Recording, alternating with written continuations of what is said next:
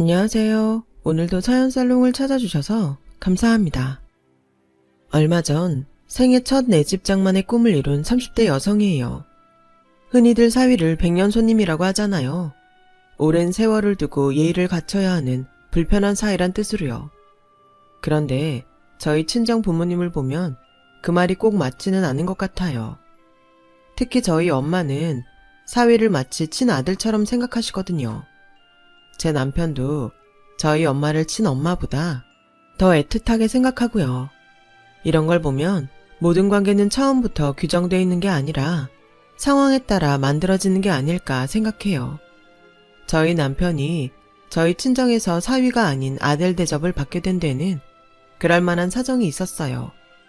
그 사정을 말씀드리려면 그에 앞서 제가 남편을 처음 만난 시점부터 이야기를 시작해야 할 것 같네요. 남편과 제가 처음 만난 건 고등학교 1학년 때였어요. 춘천 토박이로 살던 저희 가족은 아빠가 서울에 있는 회사로 이직을 하시면서 서울로 이사하게 됐어요. 그렇게 서울살이가 시작되었죠.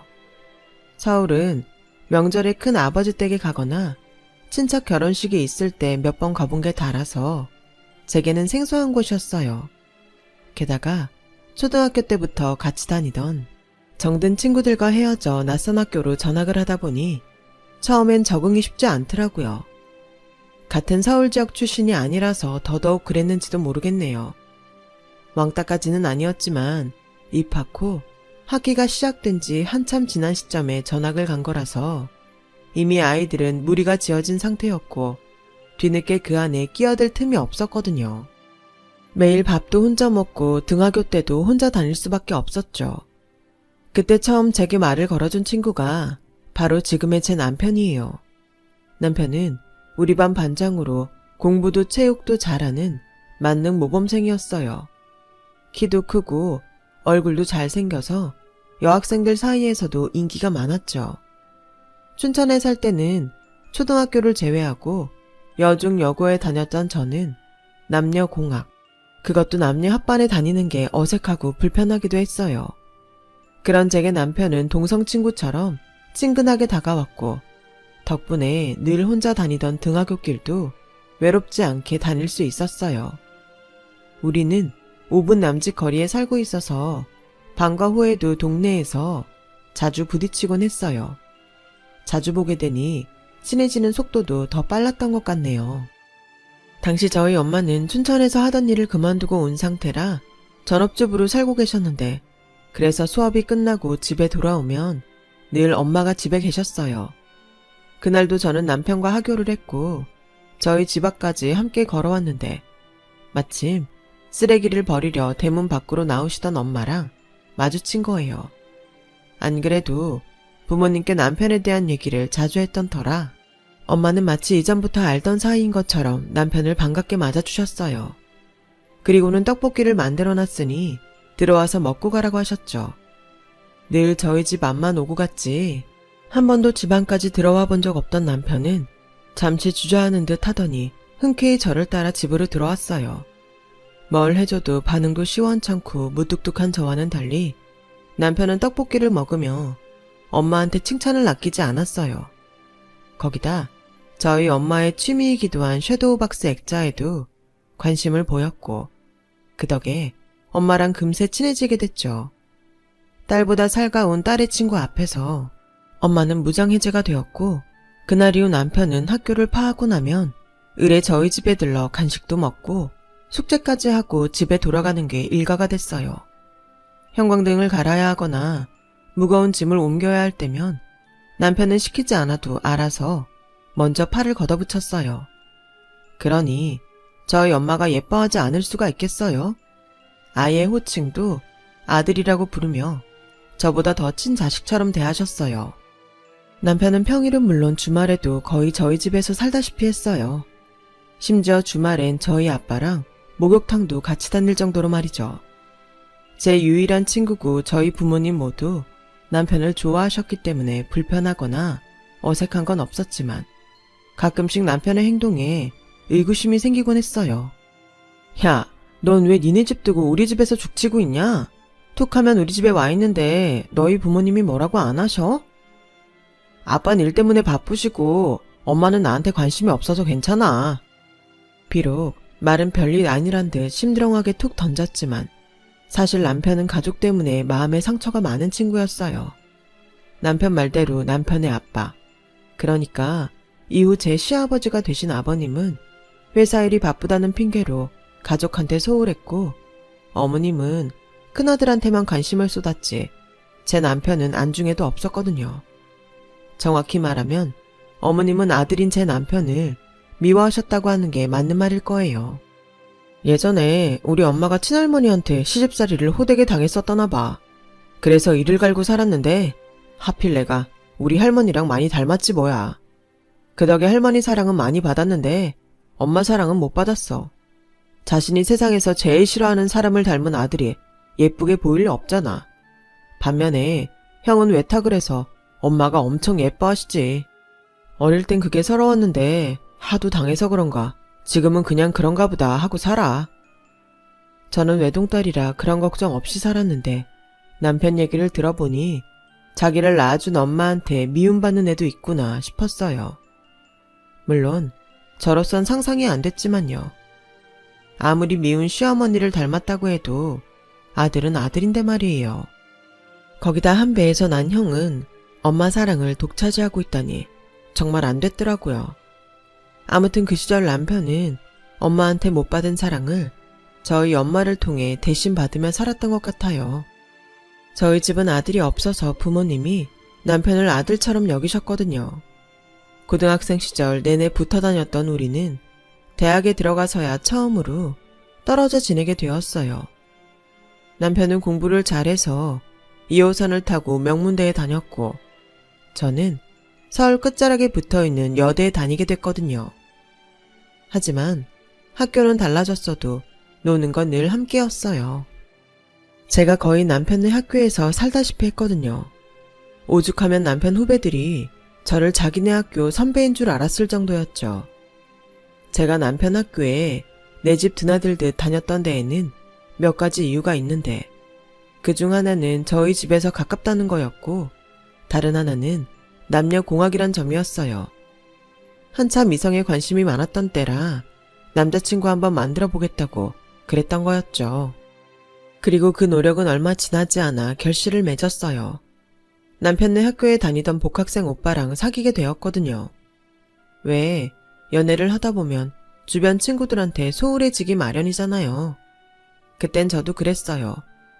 1년 365일을 늘 같이 붙어 다니던 남편을 떼어놓고 남자친구랑 둘이서만 돌아다니게 됐으니까요. 남자를 처음 사귀어 보는 거라 어떻게 연애를 해야 하는지 몰랐던 저는 내 기분과는 상관없이 남자친구한테 끌려다니기 바빴고 그러다 보니 성적은 떨어지고 정신적 스트레스도 날로 높아졌어요.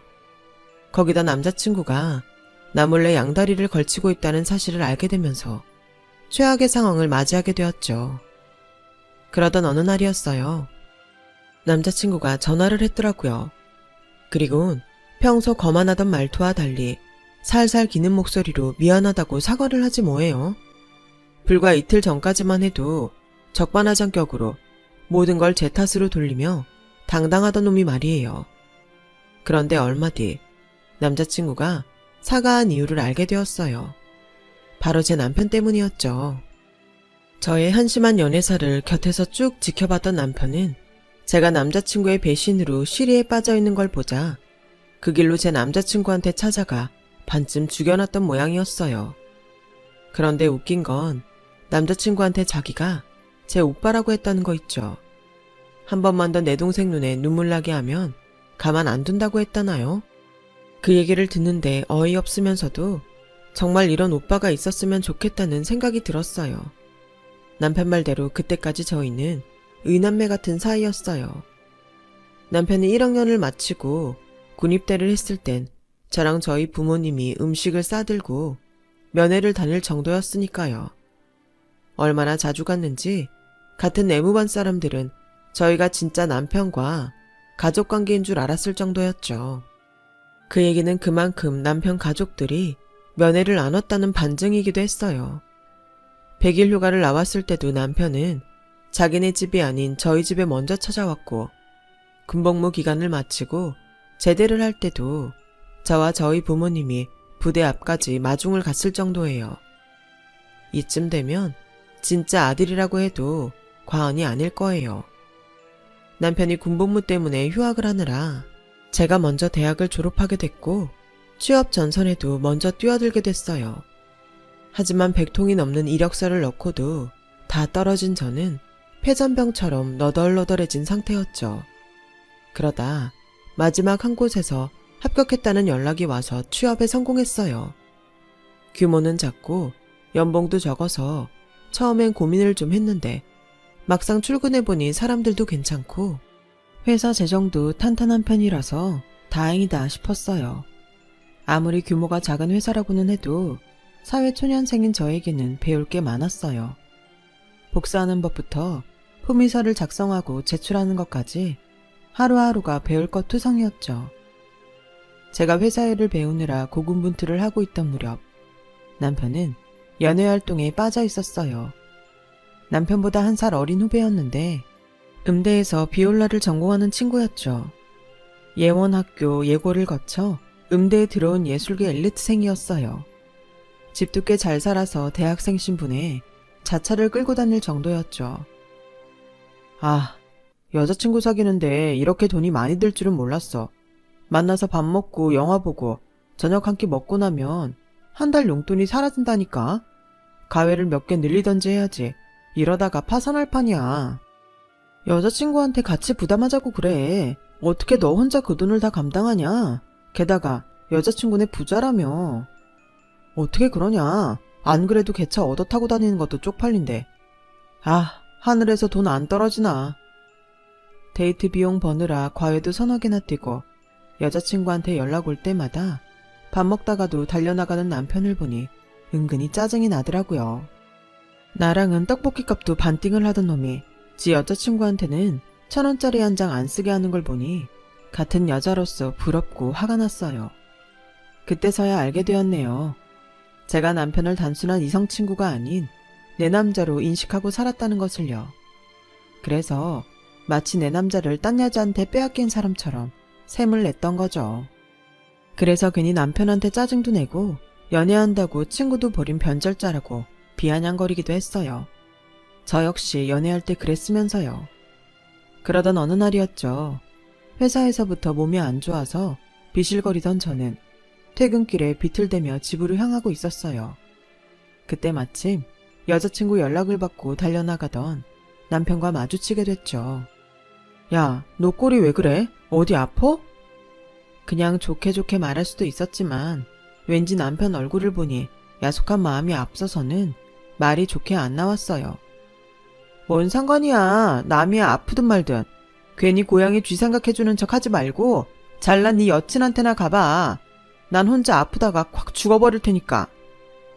그리곤 휙 돌아서 집으로 와버렸어요. 솔직히 속으로 이 정도 말하면 남편이 데이트도 포기하고 나를 부축해 집에 데려다 주지 않을까 생각했는데 이 인간이 그대로 가버리지 뭐예요. 그땐 정말 아픈 몸보다 마음이 더 아프더라고요. 그렇게 훌쩍이며 침대에 누워있는데 거실에서 엄마 목소리가 들리더라고요. 아들, 요즘 왜 이렇게 얼굴 보기 힘들어? 공부하느라 바빴어? 엄마, 죄송해요. 앞으로는 자주 올게요. 근데 윤정이는 방에 있어요? 아까 전철역 앞에서 보니까 감기에 걸렸는지 상태가 안 좋더라고요.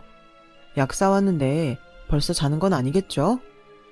그 말에 눈물이 싹 가시더라고요. 그래서 얼른 눈물을 닦고 자는 척 연기를 했어요. 그날 밤 남편은 제 옆에서 이마에 물수건을 갈아주며 한참을 앉아있다가 돌아갔어요. 그리고 며칠 뒤 엄마를 통해 남편이 여자친구와 헤어졌다는 얘기를 들었어요. 원인은 다름 아닌 바로 저였죠. 평소 남편과 제 사이를 불안해하던 여자친구는 종종 남편한테 자기랑 저 둘 중에 누구를 선택할 거냐는 질문을 하곤 했는데 그날도 그랬던 거예요. 자기야, 나랑 윤정 씨랑 물에 빠지면 누구 먼저 구할 거야? 그야 당연히 윤정이지.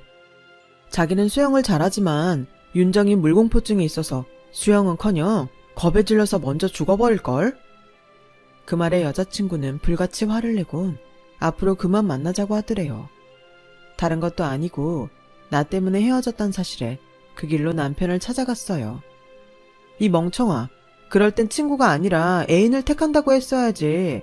세상에 어떤 여자가 나 말고 친구를 먼저 살린다는데 좋아하겠냐? 여자가 그런 질문을 했을 땐 현실적인 대답을 듣고 싶은 게 아니라 내 남자가 오직 나만을 사랑한다는 걸 확인하고 싶었기 때문이야. 그런데 그딴 소리를 하다니 너 정말 눈치가 있긴 한 거니? 그럼 넌 어떻게 생각해? 내가 너 말고 선미를 먼저 구해도 아무렇지 않겠어? 생각지 못한 남편의 질문에 전 그만 말문이 막혀버렸어요. 솔직한 심정으로 남편이 나를 먼저 구해주길 바랬거든요. 남편은 진지한 표정으로 말했어요. 아무리 생각해도 난 널 먼저 구하고 싶어. 내가 이 질문의 의도를 몰라서 그렇게 대답한 게 아니라 나는 내 마음에 솔직했던 거야. 그래서 선미한테 차이려고 일부러 솔직하게 대답한 거였고, 너도 대답 못하는 걸 보니 나랑 같은 마음인 것 같은데 아무래도 우리 친구는 그만하는 게 좋겠다. 그냥 오늘부터 사귀자. 17에 만나 26이 돼서야 우리는 서로의 마음을 확인할 수 있었고 의남매가 아닌 연인이 됐어요. 저희 엄마는 아들을 잃은 심정이라며 혹여 사귀다 헤어지면 내 손에 죽을 줄 알라며 장난을 치셨어요. 얼마 뒤 남편은 졸업을 앞두고 취업에 성공했어요. 역시나 명문대 출신에 스펙까지 좋아서 그런가 대기업에 단번에 척 붙더라고요. 하지만 대기업이든 중소기업이든 신입사원의 첫 회사 생활은 힘들긴 마찬가지였어요. 모든 게 생소하고 하루하루가 실수 연발이니까요. 그래서 사회 선배인 제가 많은 지도 편달을 해두었죠. 친구에서 연인이 되자 남편은 자기가 데이트 비용을 다 대려고 하더라고요. 이전 남편의 연애 때 돈 때문에 마음고생을 했던 걸 아는 저는 차라리 데이트 비용 통장을 만들자고 했어요. 똑같이 돈을 넣어두고 쓰면 서로에게 부담도 안 되고 좋지 않겠냐고요. 처음엔 싫다고 하던 남편은 첫 월급을 타자 통장에서 스치듯 사라지는 돈을 확인하곤 군말 없이 데이트 통장을 만들었어요. 그렇게 3년 넘게 연애를 하는 사이 데이트 통장 외에도 통장이 더 생겼는데 바로 결혼 통장이었죠. 아무리 눈 씻고 찾아봐도 이보다 마음이 잘 맞는 사람이 없다는 걸 깨달은 우리는 연애 1년 차에 접어들면서 결혼 약속을 했거든요. 부모님들께 손 안 벌리고 우리 돈으로 결혼해서 10년 안에 내 집 마련에 성공하는 게 우리 부부의 야무진 꿈이었어요. 그 꿈을 이루기 위해 쓸데없는 지출은 줄여나갔죠. 그리고 드디어 29이 되던 해 부모님들께 결혼 허락을 받았어요. 시댁에서 저희가 알아서 결혼 날짜를 잡으라고 하셔서 남편과 저는 휴가를 받을 때 눈치가 덜 보이는 날로 골라 결혼식 날짜를 잡았어요. 그런데 날짜를 잡고 일주일도 안 돼서 아버님이 교통사고를 당하신 거예요. 연락을 받고 남편과 가족들이 병원에 도착했을 땐 이미 숨을 거두신 후였고 그 일로 저는 어머님께 죄인 취급을 받게 되었어요. 결혼 날짜가 잡히자마자 이런 일이 생긴 건 다 너 때문이다. 네가 내 남편을 잡아먹은 거야. 어쩔 거냐? 이제 어쩔 거냐고. 어머님은 장례식장에서 저를 떠밀며 죽은 남편 살려내라고 소리치셨어요. 남편은 그런 어머님을 막아서며 저 대신 어머님의 주먹에 맞았어요. 그 광경을 본 저희 엄마는 달려들어 한바탕 하려고 했지만 아빠가 극구 말리셨어요. 남편 잃은 충격에 누구한테라도 화를 내고 싶은 심정 아니겠냐며 이럴 땐 억울해도 참아야 한다면서요. 결국 저와 부모님은 조문도 제대로 못하고 발길을 돌려야 했어요. 장례식이 끝나고 일주일쯤 지나자 집으로 시어머니가 찾아오셨더라고요. 지난번 일을 사과하시려고 오셨나 했는데 그게 아니었어요. 장례 치른 지 얼마 안 됐는데 같은 해 결혼식을 할 수는 없잖아요. 게다가 원래 9세엔 결혼은 하는 게 아니에요. 그래서 말인데 결혼은 미뤘으면 합니다. 생각 같아선 이 결혼 무르고 싶지만 애들이 죽고 못 산다니 어쩝니까? 그러니 제 뜻 따라주셨으면 합니다. 어머님은 거의 강제에 가까운 통보를 하고는 돌아가셨어요. 그 바람에 엄마는 화가 잔뜩 났죠. 그냥 결혼식 미루자 가면 될 일을 결혼 미루고 싶다는 소린 왜 해? 듣는 사람 기분 나쁘게. 하여간 네 시어머니 짤이 정말 마음에 안 든다. 결국 마음만 상한 채 저희 결혼식은 이듬해로 미뤄졌어요. 그런데 이듬해 다시 결혼식 날짜를 잡자 이번엔 그간 아무 말 없던 아주버님이 느닷없이 결혼을 하겠다지 뭐예요. PC방에서 게임하다 만난 여잔데 첫눈에 반했다나요? 기가 막혀서. 그런데 더 웃긴 건 어머님이었어요. 그래, 원래 결혼은 윗사람부터 내림차순으로 하는 거다. 둘째 넌 네 형 먼저 보내고 내후년쯤 식을 올리는 걸로 해라. 엄마, 갑자기 이러면 어떡해요. 우린 1년 기다렸다가 하는 건데 형이 내년에 하면 되잖아요. 아니면 올해 같이 하든가요. 그걸 말이라고 하니? 어떻게 한 해에 둘이나 식을 올려? 그랬다간 주위에서 얼마나 욕하는지 알아? 암튼 내 뜻은 안 바뀌니까 싫으면 니들 결혼 그만둬라. 나도 내 남편 잡아먹은 년 며느리로 드리고 싶지 않으니까. 엄마, 아빠 돌아가신 거랑 윤정이랑 무슨 상관이 있다고 자꾸 이러세요. 제발 말도 안 되는 걸로 사람 잡지 마시라고요. 아이고, 여자한테 올려서 엄마한테 핏대 세우고 달려드는 것 좀 봐. 아주 니네 할머니 똑 닮았구나. 지긋지긋한 거 알고 떠올리기 싫으니 눈앞에서 사라져. 어머님은 끝까지 말도 안 되는 고집을 부리며 결혼을 미루라고 하셨어요. 그렇게 우리는 또 한 번 결혼식을 미루게 되었고 남편은 저희 부모님께 죄송하다고 고개를 조아려야 했어요. 그런데 한 달도 안 돼서 아주버님이 느닷없이 파혼을 당했지 뭐예요. 이유를 물어봐도 말하기 싫다면서 이불을 뒤집어 쓰고 방에서 안 나왔어요. 한두 살 먹은 애도 아니고 30이 넘은 남자가 이게 말이 되나요? 그런데도 어머님은 그런 아들을 혼내지는 못할 망정 이번에도 모든 걸 제 탓으로 돌리더라고요. 이게 다 집안에 못 들일 걸 들여서 이런 일이 연달아 일어나는 거다. 치가 우리 집에 시집 온다고 하기 전엔 이런 일은 없었다. 아휴, 내가 생전에 무슨 죄를 지었길래 이런 요물을 며느리로 들이게 된 건지.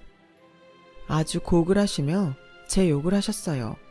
그러자 참다 못한 남편이 버럭 소리를 질렀어요. 엄마, 언제까지 이럴 거예요? 나 하나 미워하는 것도 모자라 이젠 내 아내 될 사람한테까지 이러냐고요.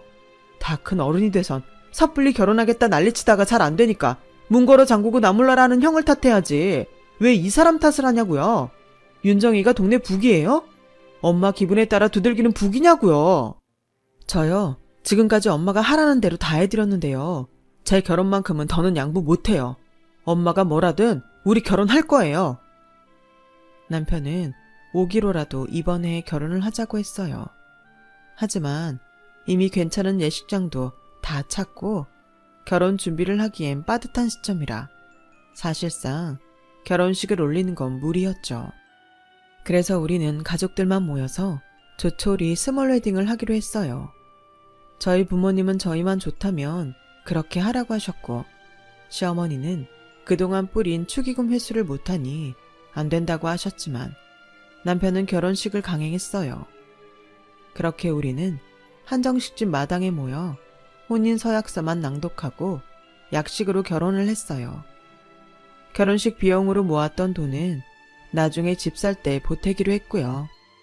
신혼집은 회사에서 가까운 곳에 전셋집을 구해 꾸몄어요. 가구며 가전제품은 필요한 것만 사고 결혼 전에 쓰던 걸 가져와서 사용하기로 했고요.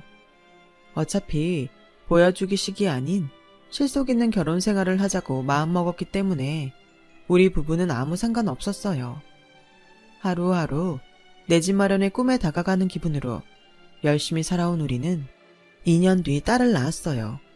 그런데 이번에도 시어머니는 갓 태어난 손녀딸을 앞에 두고 태어나도 하필 지엄마를 닮은 딸이냐며 제가 심부를 못되게 써서 딸을 낳은 거라고 악담을 퍼부었어요. 그러자 옆에서 그 말을 들은 저희 엄마가 불같이 화를 냈죠. 안사돈, 그걸 말이라고 하는 겁니까? 갓 태어난 손녀딸 앞에 두고 그게 할 소리냐고요. 어쩜 사람이 그럽니까? 같은 여자로서 출산한 며느리한테 수고했다는 말을 못할 망정 뭐가 어쩌고 어째요? 어른이면 어른답게 좀 구셔야죠. 그리고 신보를 고약하게 써서 딸을 낳았다는 말은 도저히 믿기질 않네요. 그랬다면 사부인은 아들이 아니라 딸을 10, 아니 20 이상은 낳아야 정상일 테니까요. 신보 고약한 거야 사부인만한 사람이 또 있겠습니까? 안 그래요?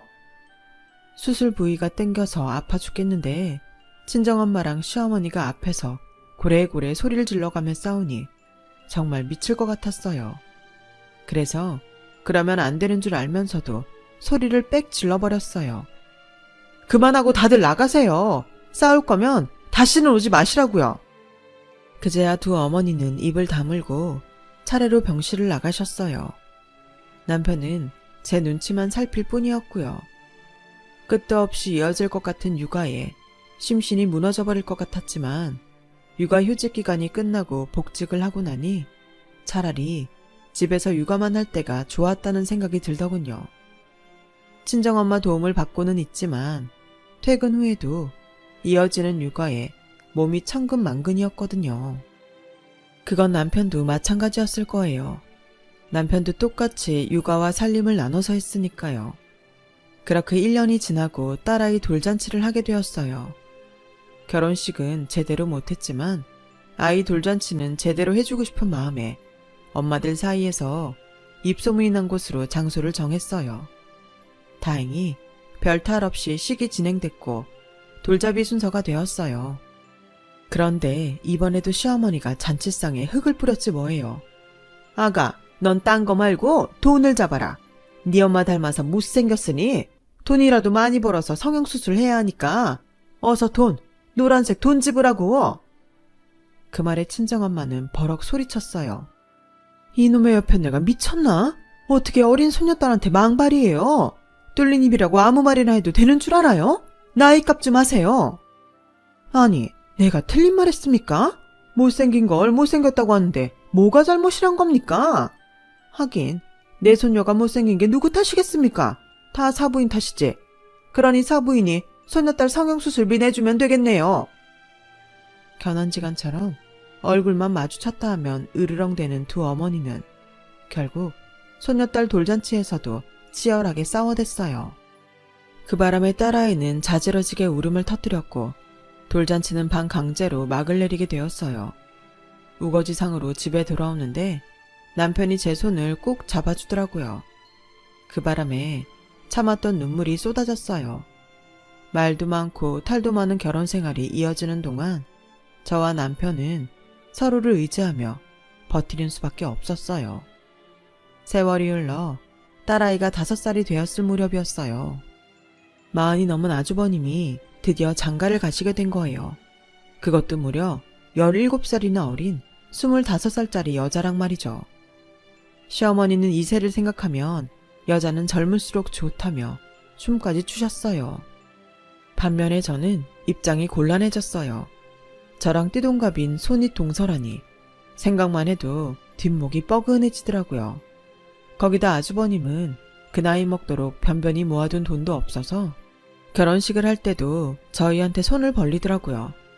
당장 신혼집 구할 돈이 없다며 1억만 빌려달라는데 어이가 없어서 혼났어요. 우리는 애까지 키우며 허리띠 졸라매고 살 때 욜로니 뭐니 떠들면서 자기가 하고 싶은 거 다 하고 살더니 이제 와서 돈을 빌려달라니 너무 뻔뻔하잖아요. 그래서 제가 총대를 메고 한마디 했죠. 아주버님, 그건 곤란해요. 아주버님이야 아직 애도 없으시지만 저희는 애 키우는 데에만 해도 돈 들어갈 일 투성이거든요. 그리고 저희는 결혼할 때 부모님 도움 없이 저희 힘으로 했어요. 결혼은 부모 그늘을 떠나 독립을 하는 순간인데 그것마저 주위 도움으로 하면 안 되는 거 아닌가요? 제가 이런 말 하는 거 불편하시겠지만 그래도 아닌 건 아닌 거예요. 도움 못 드려 죄송합니다. 그랬더니 집에 가서 어머님한테 뭐라고 말했는지 어머님이 득달같이 달려오셨더라고요. 내 남편 잡아먹고 내 아들 결혼까지 파투냈냐니? 뭐가 어쩌고 어째? 우리가 언제 네 돈 달라드냐? 내 작은 아들 돈 좀 빌리자는데 네가 뭐라고 난리야? 어머니, 그게 어떻게 그이 돈이에요? 우리 부부가 공동으로 번 돈이죠. 그리고 형 결혼하는데 왜 동생이 돈을 내야 해요? 저희 결혼할 때 어머님이나 아주버님이 한 푼이라도 도와주셨어요? 아니잖아요. 그런데 왜 저희한테는 이러시냐고요. 죄송하지만 저희 그 돈 못 해드려요. 대기업 다니는 동생놈이 지형 결혼하는데 돈을 왜 못 해줘? 이날이 때까지 내가 걔를 어떻게 키웠는데? 내 자식 키운 값이다 치고 받아야겠으니까 넌 찍소리도 하지 마. 그러자 묵묵히 참고 있던 남편이 얼굴을 붉히며 한마디 했어요. 엄마, 저한테 돈 받아내려고 그동안 자식으로 키운 거였어요? 그럼 형한테 먼저 받으세요. 그동안 엄마가 저보다 형한테 더 많이 해주셨잖아요. 저요, 대학 다닐 때 학비도 제가 벌어 다녔어요. 그런데 형은 어땠어요?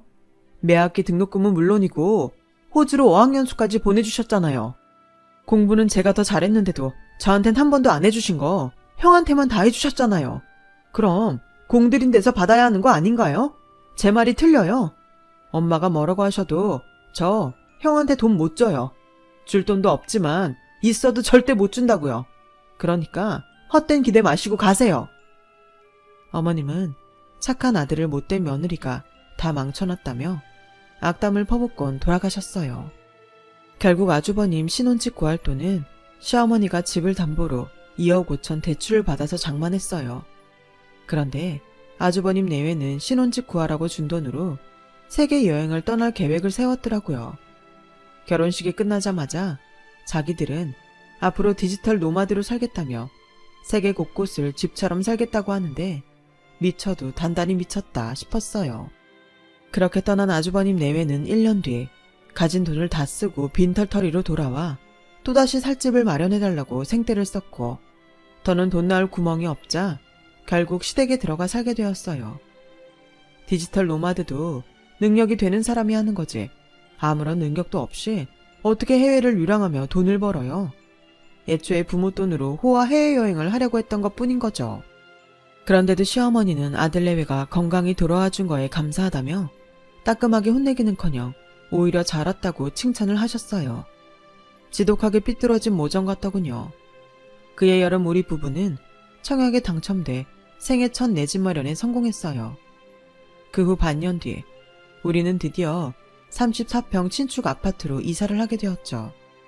아파트 웰컴데이를 맞아 우리 가족과 친정 부모님은 신축 아파트로 향했고 내 집 마련에 감동이 밀려오기도 전에 또다시 흙탕물 싸움을 하게 됐어요. 어떻게 알았는지 저희 아파트까지 쫓아온 시어머니와 아주버님 부부는 마치 자기들 집 보듯 온 집안을 돌며 감탄을 하더라고요. 자기야, 여기에 식탁 놓고 저기엔 앤틱 그릇장 놓으면 딱이겠다. 자연광에 조명까지 떨어져서 사진빨 장난 아니겠는데? 어머, 저 방은 우리 애기 방으로 하면 딱이겠네? 여기다 침대 놓고 천장에 모빌 달면 되겠다. 그치? 어린 손이 형님은 만삭의 몸으로 구석구석을 살피며 떠들어댔고 아주버님은 그 옆을 따라다니며 맞장구를 치기 바빴어요. 저희 부부와 친정 부모님은 이게 다 무슨 소린가 싶었죠. 그때 시어머니가 그러는 거예요. 집터가 좋은 게 우리 집 장손이 살기엔 딱이겠구나. 그러자 손이 형님이 저한테 찰싹 달라붙으며 그러는 거예요. 동서, 이 집 양보해줘서 고마워. 대신 우리가 여기서 이쁘게 살게. 그게 무슨 소리예요? 집을 양보하다니요. 누가 그래요? 저흰 그런 말 한 적 없어요. 그럴 생각도 전혀 없고요. 우리가 이 집을 마련하느라 10년간 얼마나 고생을 했는데 그런 소리래요? 절대 안 돼요. 꿈도 꾸지 마세요.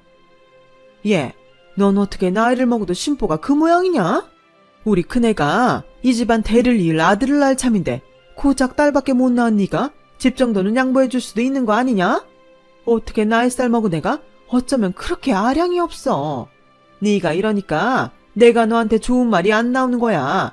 잔소리 말고 니들 내 집에 들어와 살고 이 집은 큰애한테 넘겨라. 어차피 나 죽으면 내 집은 니네가 가지면 되는데 뭐가 문제야? 되도 않는 소리에 기가 차서 말도 안 나오더라고요. 이놈의 할망구가 노망이 들었나? 이게 지금 말이야 방구야? 내 딸이랑 사위가 뼈 빠지게 벌어서 장만한 집을 부모 등골 빼먹고 사는 덜 떨어진 형한테 주라니. 어디서 이런 개떡 같은 소리를 하고 자빠졌어? 애미가 돼선 이 좋은 날 고작 그딴 소리 하려고 여기까지 온 거야? 정신 빠져도 단단히 빠졌네. 말이 났으니 말인데 그쪽 사는 집 팔아도 나올 것도 없어. 이미 큰아들 신혼집 마련해준다고 담보대출로 다 빼먹어놓고 뭐가 남았다고 집 준다 생색을 내? 껍데기밖에 없는 집을. 쉰소리 말고 저것들 데리고 이 집에서 썩 나가. 안 나가고 뭐해? 엄마가 시어머니 등을 떠밀자 아주버님이 달려들어 저희 엄마 손을 쳤어요. 그 바람에 엄마는 바닥에 굴렀죠. 엄마가 허리를 잡고 나 죽는다고 소리치자 제 딸이 울음을 터뜨리며 할머니 죽는다고 울먹였어요. 그러자 참고 있던 남편이 폭발했어요. 지금 뭐 하는 짓이야? 당장 우리 어머니한테 사과 안 해? 사과 안 하면 형 고소할 거야. 그리고 엄마도 제발 좀 그만하세요. 아주 지긋지긋해요. 형이 이 나이 먹도록 왜 이렇게 병신처럼 사는 줄 알아요? 다 엄마가 혼낼 때 안 혼내고 싸고 들기만 해서 이렇게 된 거라고요. 부모 집 담보 잡혀놓고도 미안한 마음은커녕 동생 집까지 뺏어서 살 생각을 하는 놈이 어디 인간이에요? 그따위 인간이 자식 낳아 제대로 교육은 시키고 살겠냐고요. 둘 다 창피한 줄이나 아세요. 저요, 그동안 참을 만큼 참았어요. 그런데 더는 안 되겠네요. 차라리 이 자리에서 연 끊고 앞으로 남남으로 살자고요. 그러니까 다들 돌아가세요. 어서 내 집에서 나가라고요. 남편이 목이 터져라 소리치던 그때 손이 동서가 배를 움켜쥐고 비명을 지르기 시작했어요. 가랑의 사이로 양수가 흐르는 게 출산이 임박한 것 같더라고요. 그 바람에 다들 싸우다 말고 병원으로 달려갔어요. 그리고 분만실에 들어간 지 1시간이 지났을 무렵 산모와 함께 분만실에 들어갔던 아주버님이 하얗게 질린 얼굴로 나왔어요. 그리곤 미친 사람처럼 웅얼거렸죠. 얘 눈이 파란 눈이야. 처음엔 그 말뜻을 못 알아듣고 애 눈이 잘못됐다는 건가 했는데 알고 보니 손이 올케가 파란 눈에 혼혈아를 낳았더라고요. 세계 여행 중에 아주버님 몰래 딴 남자랑 관계를 가진 거였죠. 집안에 장손이 태어난다고 좋아하던 시어머니는 뒷목을 잡고 쓰러졌고 아주버님은 어리나간 채 그 자리에 주저앉았어요. 얼마 뒤 결국 아주버님은 나이 어린 부인과 이혼을 하고 어머님과 함께 본가에서 살고 있어요. 은행 대출금 이자 때문에 매달 돈에 시달리면서 말이죠. 집 문제가 있은 후로 저희 부부는 시댁과는 연을 끊고 살고 있어요. 고기 잡는 법을 가르쳐야 할 자식한테 직접 고기를 잡아 안기기만 했던 어머님은 환갑을 한참 넘긴 나이에도 여전히 큰아들한테 줄 고기를 잡느라 식당 일을 다니세요. 그게 당신과 아들 인생을 망치는 일인 줄도 모른 채 말이죠. 한편 새 아파트로 이사한 우리 가족은 생애 첫 내 집을 꾸미느라 정신이 없어요. 하루가 멀다 하고 가구 배치를 바꿔가며 행복을 만끽하고 있죠. 내 손으로 힘들게 장만한 이 집에서 오래오래 행복하게 살고 싶네요. 지금까지 제 사연을 들어주셔서 감사합니다. 항상 건강하시고 행복하세요. 여러분, 사연 댓글에 응원과 현명한 조언 부탁드려요. 좋아요와 구독은 저에게 큰 힘이 됩니다. 오늘도 좋은 일 가득하세요.